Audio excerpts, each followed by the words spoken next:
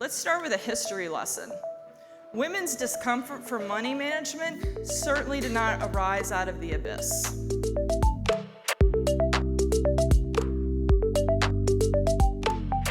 In the United States, if you're looking at married women, there's about 29% that are female breadwinners. What's fascinating is when you have a woman that is financially successful, most couples are reluctant to acknowledge the status of the woman as a breadwinner. And what's even stranger to me is that when you look at a study that they did on families where she made greater than 80% of the household income, only 38% were even comfortable with the fact and comfortable with the label of breadwinner for her. And it wasn't just the men. The women were even more reluctant to have that label.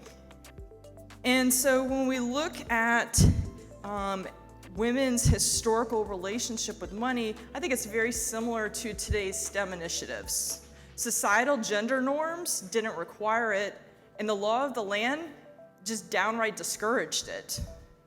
It wasn't until 1939 until women could have property in their own name.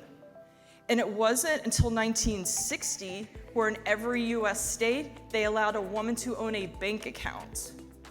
And as recently as the 80s, if a woman wanted to get a business loan, you had to have a male co-sign for it. And that could be a spouse, a male business partner, and here's what blows me away, a minor age son. And I have a 14-year-old, so that's highly scary to me. And you know what? We model our behavior and our attitudes based upon, I believe, that parents we grew up with. And if we put that in context, many times our mothers didn't expect to have to work after they got married. So I certainly believe that there is an influence on that.